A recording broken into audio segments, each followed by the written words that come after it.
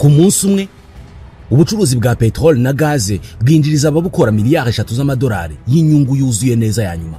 Iyi ni ya nyungu iboneka bakuyemo ibindi byose bisabwa birimo igishoro n'ibindi byose bikenerwa kugira ngo iyo peteroli iboneke.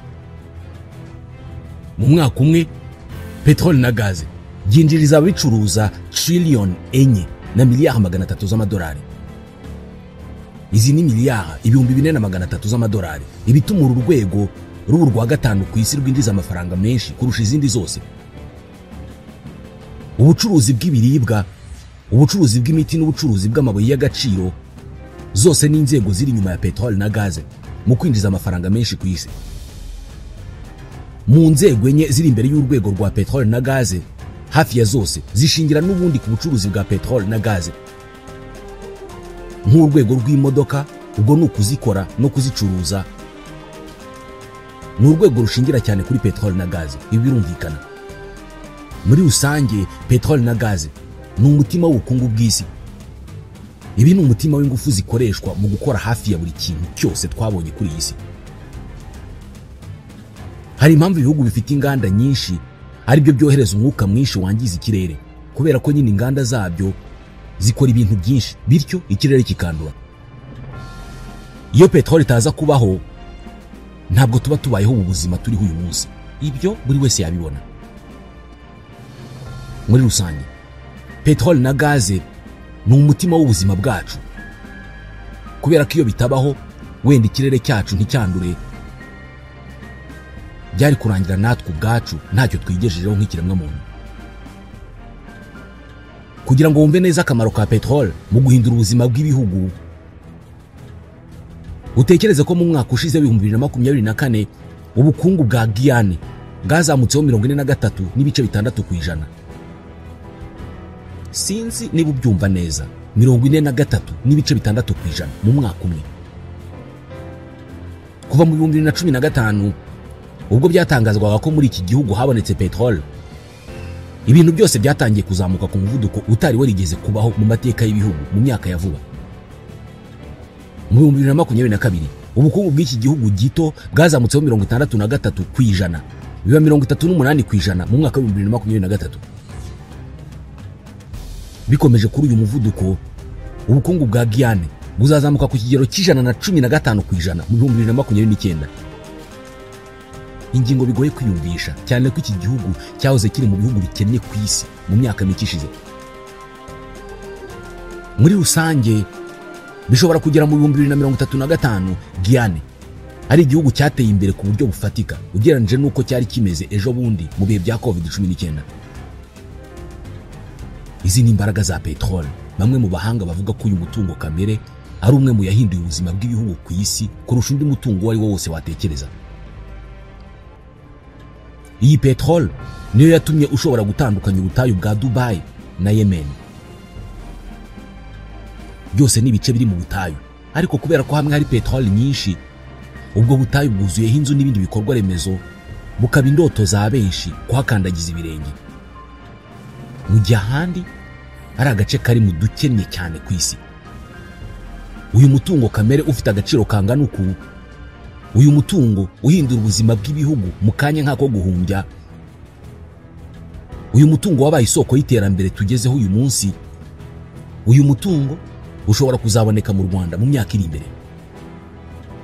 Amakuru aherutse kuvuga ko mu ndiba y'ikiyaga cya Kivu kiri mu burengerazuba bw'u Rwanda habonetse ahantu 13 hatanze ibimenyetso by'uko hashobora kuba hari peteroli.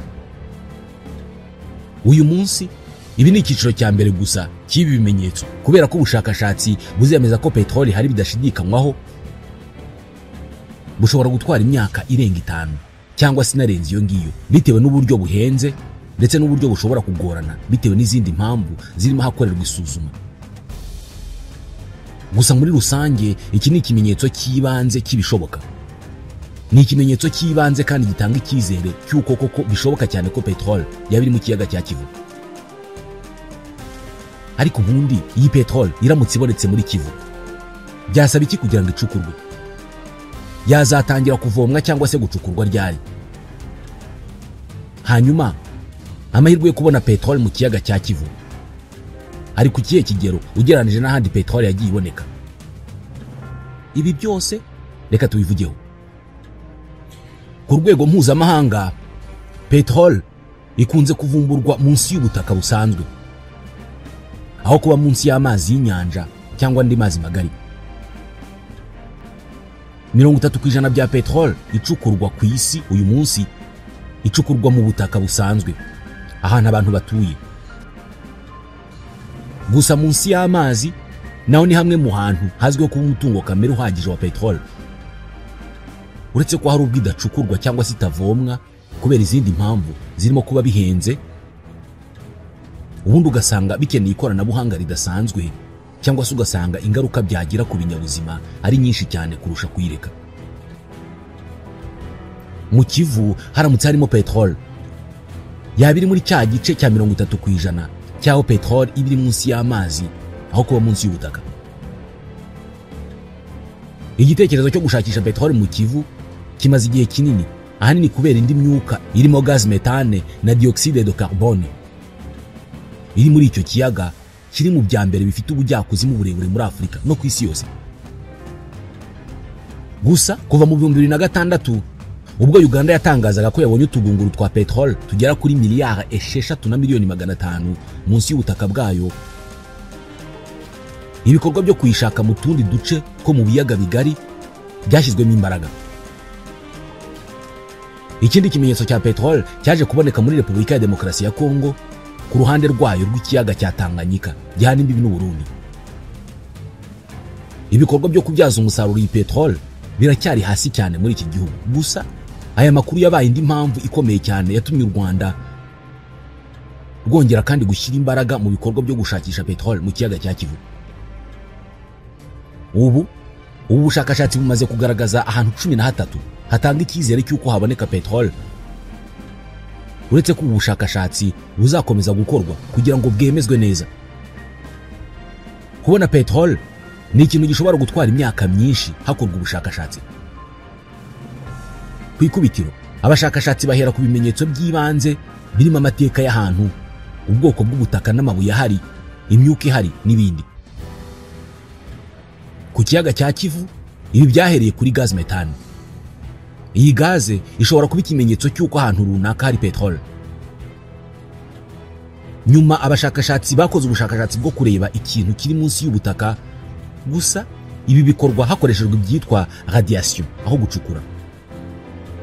N'ubwoko bw'imirasire bakoresha bakayohereza hasi cyane igatanga ibimenyetso runaka. Izi radiation zigenda zipima ubutaka, zikagenzura imiterere yabwo nuko bumeze, zigatanga amakuru.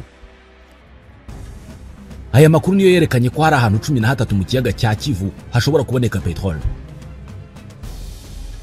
Gusa nyuma y'ibi ubushakashatsi buzakomeza.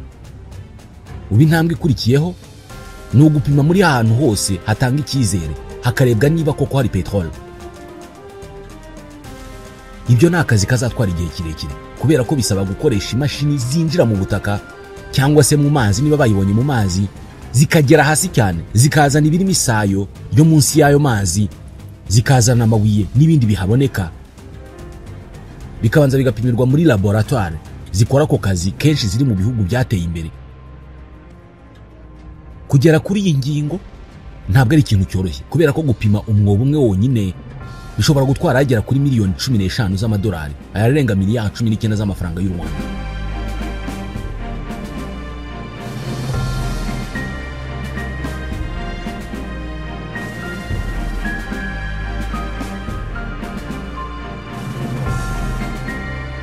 Aya yose ashobora kwiyongera bitewe n'ibipimo bigomba gufatwa uko bingana.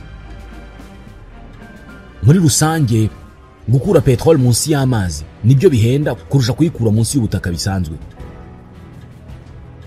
Uretse ko ibi biterwa na buri gace karimo peteroli n'imiterere yako. Nk'urugero muri Guyane, cya gihugu twavugagaho mu kanya, peteroli icukurwa mu nyanja gusa irahendutse kurusha icukurwa muri Arabia Saudite. Ibi byatewe nuko icukurwa horoshye nubwo ari kure. Kwigeraho bisaba gucukura metero zirenga 5,000 upfumura winjira munsi y'ubutaka. Ikiyaga cya Kivu ni kimwe mu biyaga bifite ubujyakuzimu bunini ku isi, bushobora kugera kuri metero 800 mu bice bimwe na bimwe.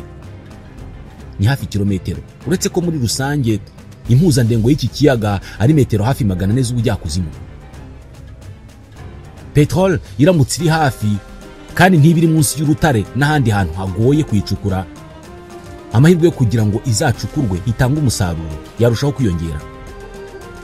Muri rusange kugira ngo ahantu hose uko ari 13 hacukurwe hashakishwe peteroli, ni ibintu bishobora gutwara amafaranga arenga miliyoni 200 z'amadolari y'Amerika, ubwo narenga miliyari 250 z'amafaranga y'u Rwanda. Byonyine kubona amafaranga angana gutya ashorwa mu mushinga udatanga icyizere cy'uko azagaruka ni ikintu gikomeye cyane ku gihugu nk'u Rwanda kikiri mu nzira zo kwiteza imbere. Reka tunavuge ko kera kabaye ya peteroli ibonetse bikaba atari ibintu bikigibwaho impaka. Icyo gihe hazakurikiraho icyiciro cya gatatu cy'ubushakashatsi. Icyo abahanga baba bareba ni intera peteroli irimo n'ibizasabwa mu kuyicukura. Icyo gihe hanarebwa ibindi byose bishoboka birimo amafaranga azakenerwa nk'ishoramari ndetse no kureba niba ayo mafaranga azagaruka. Hanarebwa kandi ingano ya peteroli ishobora gucukurwa kugira ngo bapime niba kuyicukura bizatanga umusaruro. Ku isi hari ahantu henshi hagiye haboneka peteroli ariko ikaba idacukurwa kubera ko ikiguzi cy'ubwo bucukuzi kiba kiruta kure ikiguzi cyo gukomeza kuyigura iturutse mu mahanga mu gihe igihugu kidasanzwe kiyifite. Ibihugu nka Costa Rica na Nouvelle-Zélande byabonye peteroli gusa byanga kwirirwa biyicukura kubera ko ikiguzi cyo kuyicukura ari kinini cyane kurusha gukomeza kuyibona mu buryo isanzwe ibonekamo, cyane cyane nko kuyikura hanze y'igihugu. Ibindi bihugu nka Autriche, Ubusuwisi na Nepal byabonye peteroli ariko biyibona iri mu ngano nto cyane ku buryo byanze kwirirwa biyicukura kubera ko yashira vuba amafaranga yashowemo ataragaruka. Muri make kuba habonetse ibimenyetso by'uko ahantu runaka hari peteroli ntabwo bisobanuye ko koko iyo peteroli ihari ndetse izanacukurwa. Icyakora icyo biba bikoze ni ugutanga icyizere cy'uko ubushakashatsi bwakomeza hakarebwa uburyo yacukurwamo. Uretse peteroli, ikiyaga cya Kivu gisanzwe ari n'ubuturo bw'umwuka wa gaz methane na dioxide de carbone, ku buryo nka gaz methane iba igomba kuvanwamo aho kugira ngo izivanemo ibishobora gutera ibyago bikomeye cyane ku baturiye iki kiyaga. Kivu ni ikiyaga kiri ku buso bwa kilometero zisaga 90 z'uburebure n'izindi 50 z'ubugari. Gifite byinshi gisobanuye ku Rwanda na Repubulika ya Demokarasi ya Kongo. Ku muntu kirebeye hejuru ari nko muri hoteli zigikikije biroroshye kubona ubwiza bw'iki kiyaga. Gifite amazi asa neza, kikagira ibirwa byinshi bitamirije amashyamba ndetse kiratuje cyane, ntabwo gikunze kugira imihengeri. Igipimo cy'ubushyuhe mu kiyaga cya Kivu ni indi ngingo ikunze gukurura abantu kubera ko gikunze kuba kuri °C 24. Amazi ntabwo aba akonje cyane cyangwa se ngo ashyuhe cyane. Ibi byorohereza bifuza kuyakoreramo imikino nko koga. Byongeye kandi bitewe n'uko iki kiyaga gikikijwe n'amashyamba ari ku misozi kizengurutse, bituma kiba igicumbi cy'ubwoko butandukanye bw'inyoni, mu gihe amazi yacyo atabamo inyamaswa nk'ingona ndetse n'imvubu zishobora gukumira bifuza gusura iki kiyaga. Gusa ubu bwiza bw'ikiyaga cya Kivu inyuma butandukanye n'uburi imbere kubera ko ku ndiba yacyo ibintu ntabwo ari byiza. Gifite ubujyakuzimu bwa metero zishobora kugera kuri 800 aharehare. Kiri ku mwanya wa 9 mu biyaga bifite ubujyakuzimu burebure ku isi. Nubwo bimeze bityo ariko ikiyaga cya Kivu ni icumbi ry'ubwoko 28 bw'amafi, umubare muto ugereranije n'ingano yacyo, cyangwa se ibindi biyaga bituranye nacyo birimo nka Tanganyika ifite ubwoko bw'amafi burenga 400.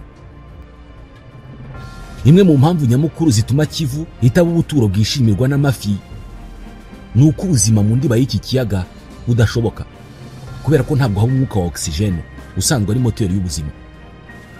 Uyu mwuka ugarukira kuri metero 60 gusa ujya mu bujyakuzimu bw'Ikivu. Ubundi munsi yaho hakiganza umwuka wa dioxide de carbone CO2, hari gaz methane ndetse n'indi myuka itandukanye. Bitekerezwa ko ikiyaga cya Kivu kimaze imyaka irenga miliyoni 5 kimaze gukusanya gaz metane ingana na metero cube miliyari 65 ndetse na metero cube miliyari 300 z'umwuka wa CO2. Iyi myuka yombi n'indi itandukanye irimo sulfure d'hydrogène ituma ikiyaga cya Kivu kiza muri bitatu ku isi bifite ubushobozi bwo guteza ibyago bishobora guhitana ubuzima bw'abantu mu gihe habaho impamvu yatuma iyo myuka yivumbagatanya ikaba yava munsi y'ikiyaga ikazamuka.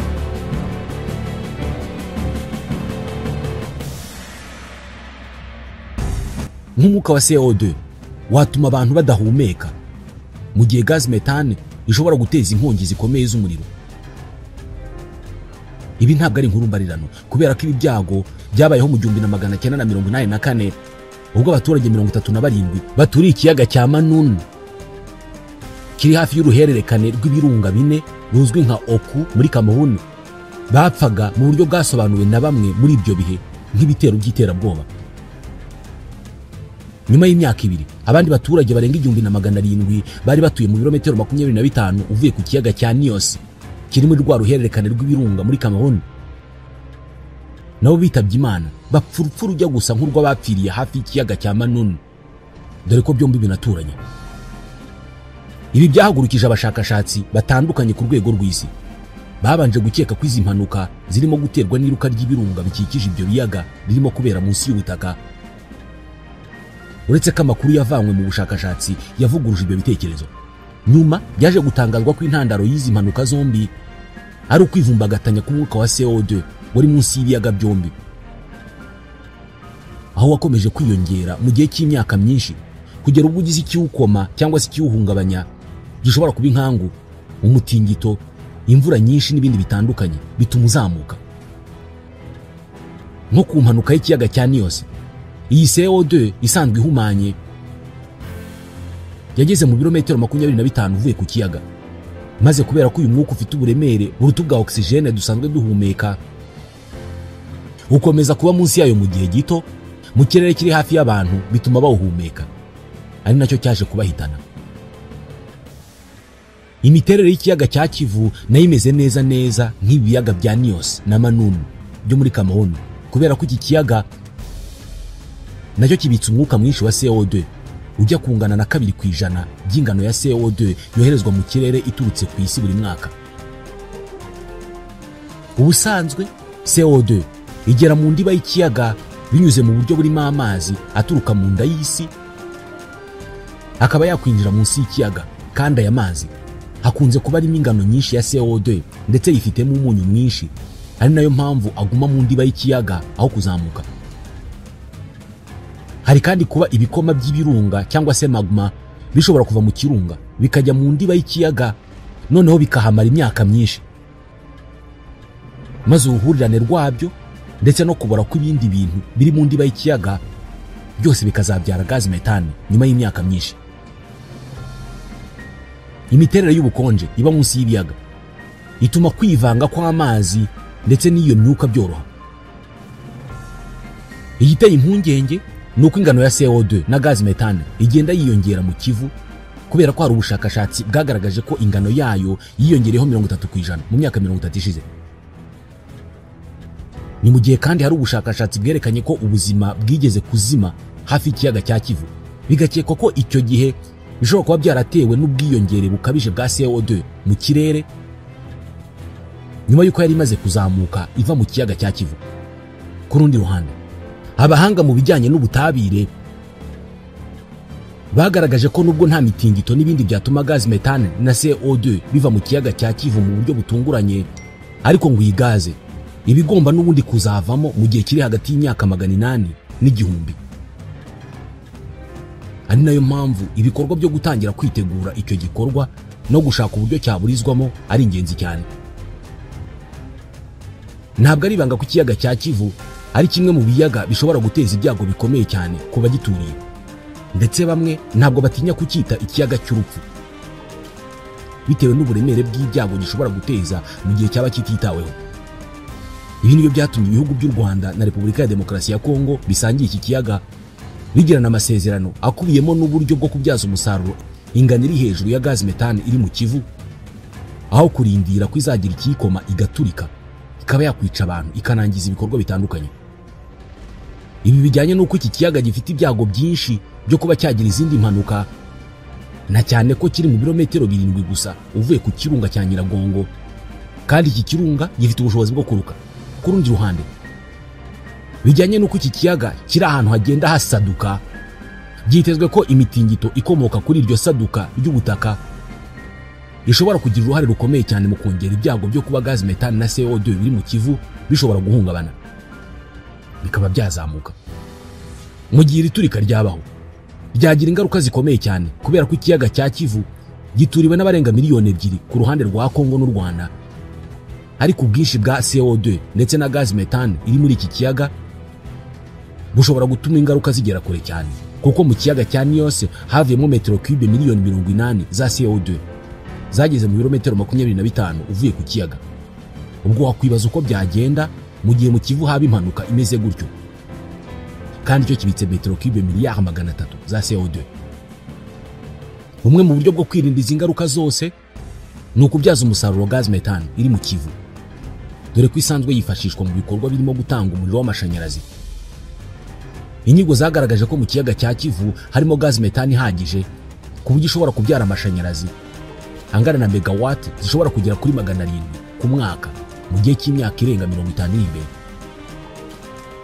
Uretse umuriro w'amashanyarazi, iyi gaz yanakoreshwa mu bindi bikorwa bikenerwamo gaz birimo nko guteka, kuba yakoreshwa mu bikorwa by'ubwikorezi, inganda n'ibindi bitandukanye.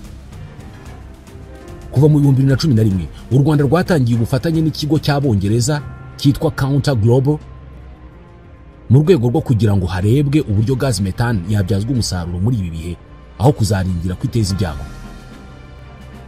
Impande zombi zageze kuri byinshi cyane ko igice kimwe cy'umushinga cyatangiye gutanga umusaruro, aho byitezwe ko hejuru ya 20% by'umuriro w'amashanyarazi ukoreshwa mu Rwanda hose uzaba ukomoka kuri gaz methane. Umushinga wo kuvana gaz methane mu kiyaga cya Kivu ikabyazwamo amashanyarazi nta handi hantu wari warigeze ukorerwa ku isi. Ari nayo mpamvu uyu mushinga watinze kubera ko watwaye imyaka 7 yose.